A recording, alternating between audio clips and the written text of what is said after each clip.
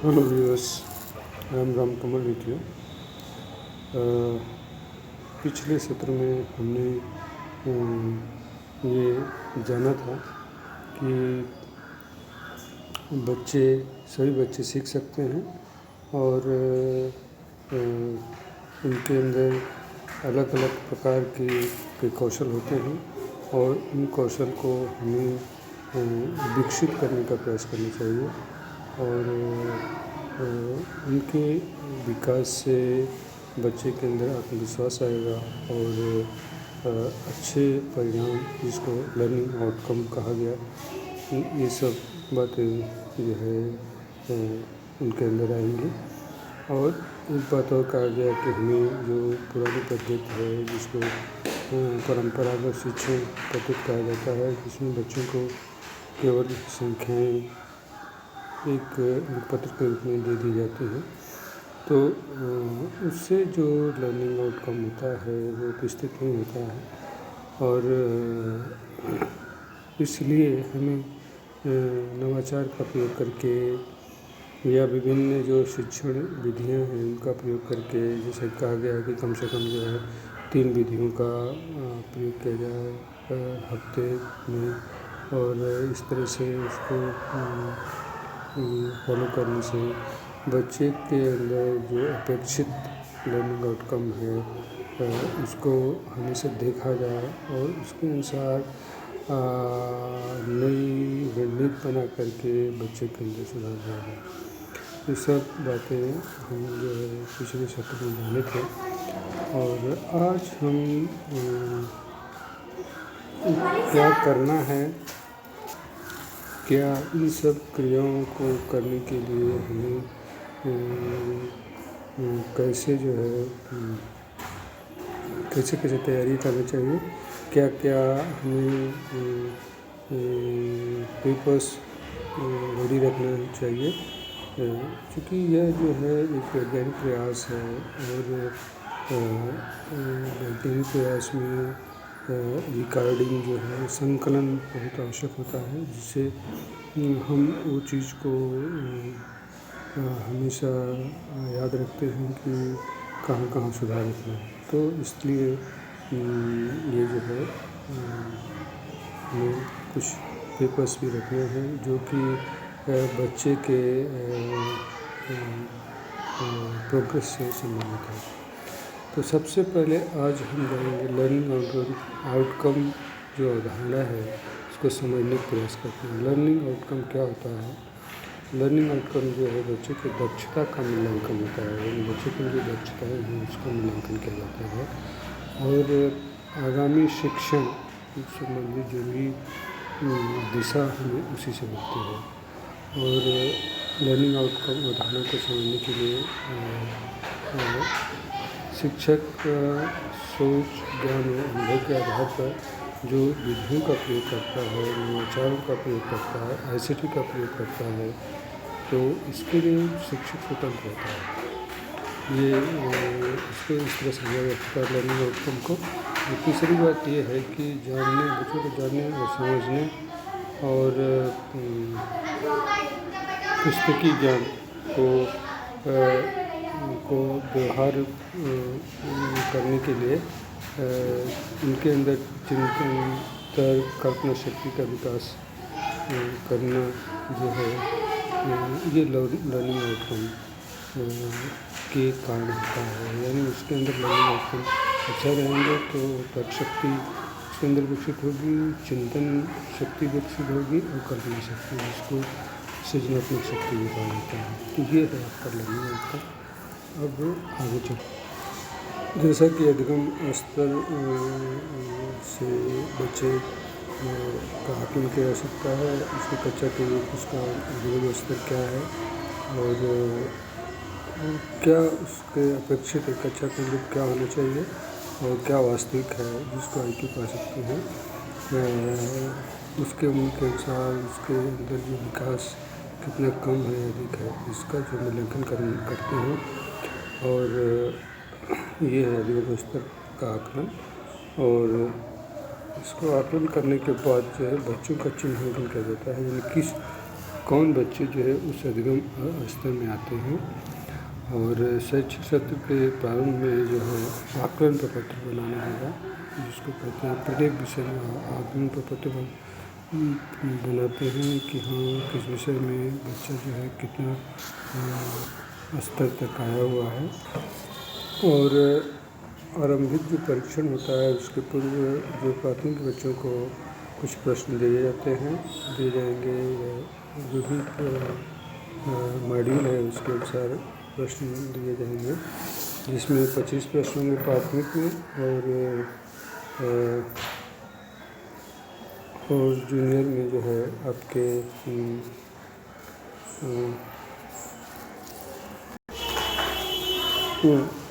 25 प्रश्न जो है जूनियर स्तर पर होंगे 6, 7, 8 के लिए, और 15 प्रश्न होंगे 3 से 5 के बच्चों के आकलन के लिए।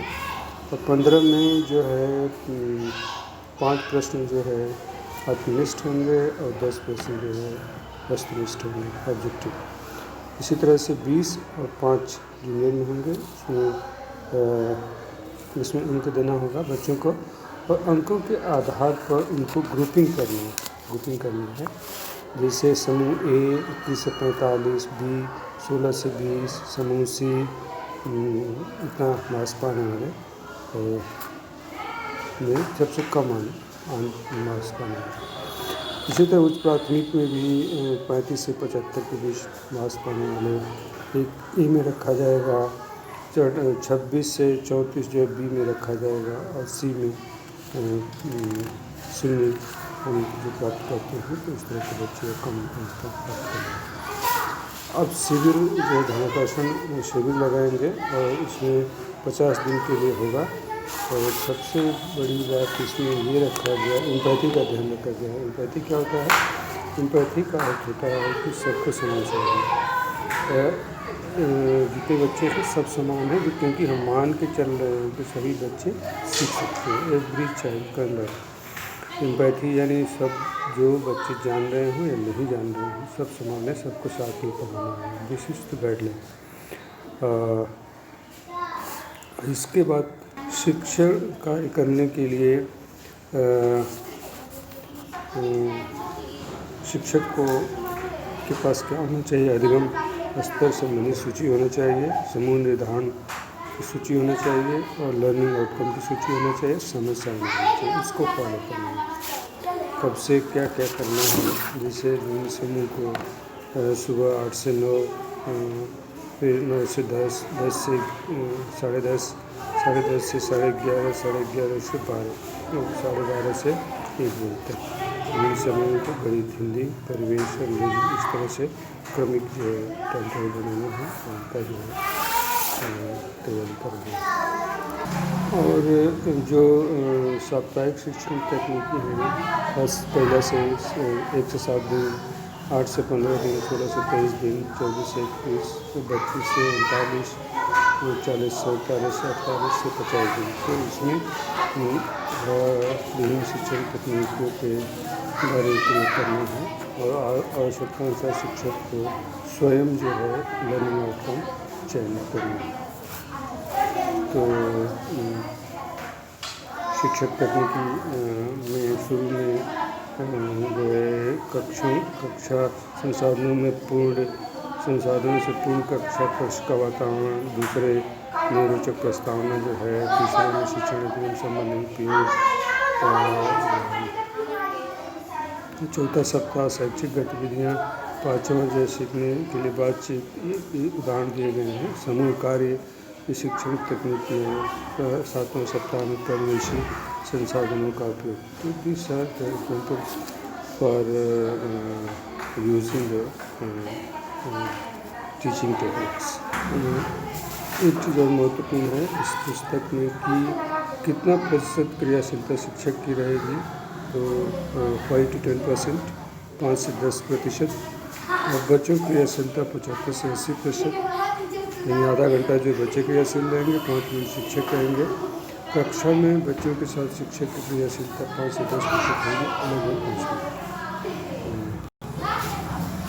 और क्या कार्य योजना होगी ध्यानाकर्षण शिविर के बाद? शिविर के बाद में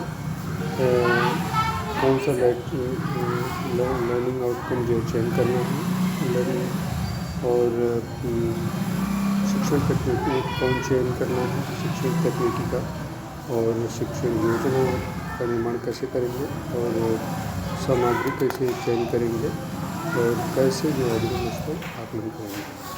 इसके बाद में कार्य योजना। अब देखते हैं कक्षा शिक्षण का आकलन असेसमेंट ड्यूरिंग क्लास टेक्निक है। फास्ट लर्निंग पेस का एक होता है जो तेज़ी से बच्चे सीखते हैं, वो क्या है, इनरिचमेंट होता है, यानी बच्चे जानते हैं उसको और बढ़ाना है।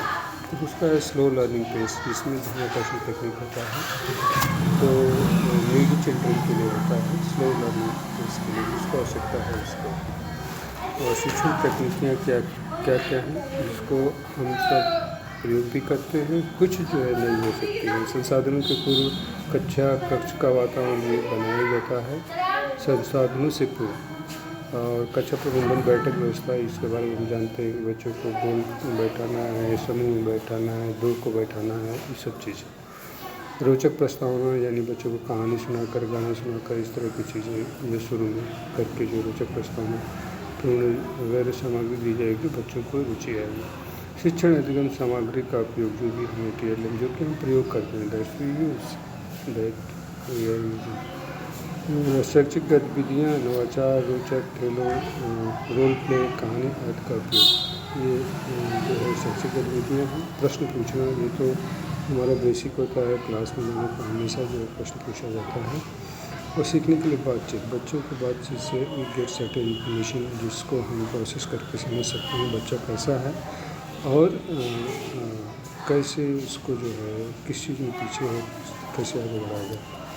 बच्चों के लिए कार्यपत्रक जो तैयार करना है उसको एसेस करते हुए और सभी को शामिल करना है, ये टेक्निक है। सभी बच्चों को इन्वॉल्व करना है, समूह कार्य देना है, जोड़ी में कार्य देना है, लाइक वे टॉक, परिवेशी संसाधनों का उपयोग बताया गया, ये टेक्निक है। अभ्यास के अवसर देना, सभी बच्चों का विकास करना, सभी बच्चों को बोलना चाहिए, सभी बच्चे जो है काम करना चाहिए। This is most important, this is the most important aspect. अर्जित ज्ञान की प्रगति, जो बच्चा जान रहा है उसको इनरिच करना है, यानी वो बढ़ाना है। सकारात्मक प्रतिपुष्टि देना, बच्चे को डिस्करेज नहीं करना है, हमेशा अच्छा करना है, क्योंकि जब आप जान रहे हैं कि उसके अंदर एबिलिटी छिपी हुई है, आप पहचानना है, आपको पहचानना है। जब आप पहचानते हैं तो दैट मस्ट बी डेवलप्ड, उसको विकसित करना है। शैक्षिक भ्रमण जो एक टेक्निक होती है, जो पहले भी प्रशिक्षण में जाने हैं कि बाहर ले जाकर बच्चों को इन सब चीज़ों की जानकारी देना है जो उसको होता है। सरल से कठिन, ये सिंपल चीज़ है। बच्चा जो जान रहा है, जिसको हम जानते हैं कि उसके जीवन से जोड़ रहा है, तो जो जान रहा है वो जो है वो सरल है, क्योंकि वो जान रहा है। कठिन वो है जो नहीं जान रहा है। तो हमें इस प्रकार बच्चे को कठिन की तरफ ले जाना है कि वो आसानी से समझ ले। बहुत सारी चीज़ें जानता है, थोड़ी सी जाना उसको ज्ञान देने के लिए इस तरह से उसको अनुभूत कराना है कि नथिंग इज़ बिगर, या बहुत बड़ी बात नहीं है, it's simple easy to understand. Now project work, कुछ ऐसे काम देना है जिससे बच्चा जो है लर्निंग में पार्टिसिपेट करेगा और उससे कुछ सीख सकता है। Today we have talked about this book ध्यानाकर्षण। This is made for children of different primary and junior classes, 3 to 5 and 6 to 8. We have undergone a study about this book and found that maximum techniques were used in classes, and only thing we have to be strategic. Strategic means what time what to use. This is most important. So if you use different techniques at different time, definitely you are using whatever talent, intelligence we are having, that must be used in time, so that timely development may come in children's mind. A sort of mind training based on activity. Whatever activities you are doing, children watch those. Children watch them, those activities, and if not if, but we have to try that they are all participating in that. When they participate, that becomes a part of their memory. They enjoy that. If those activities are retaining in their mind, that only becomes the foundation for next enrichment process. What I wanted to say that a child should be not idle, because it's a simple fact how memory works on basis of activity. If somebody is sitting and not doing anything, his memory is going to be like our mind is working, our body is working, definitely we are enriching our capacity and strength. There is nothing like what you say, something gaining in rest condition. We gain when we work. Our mind starts working faster. Our body adopt the habit, and easily our mind follow what we have done yesterday in the past. But that is a foundation, and if we perform same action, we perform it easily. When we follow certain habits, we don't want to leave that, we want to remain in that. So that is a learning process part. What I wanted to say that we have to not remain in that habit only, but we have to act, we have to form new habit. It is not case of us, it is not case of individual. It should happen in children also. They should also form, they should do some activity so that the development will come. The collective learning process in the society has happened like this.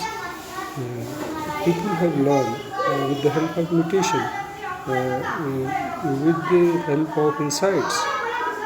What I wanted to say, there is a difference between your habitual learning and insight.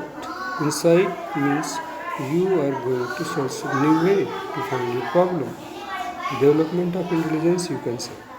So what we have to do, we have to be active around the children so that learning process will continue or our children will be better. Thank you for listening very much.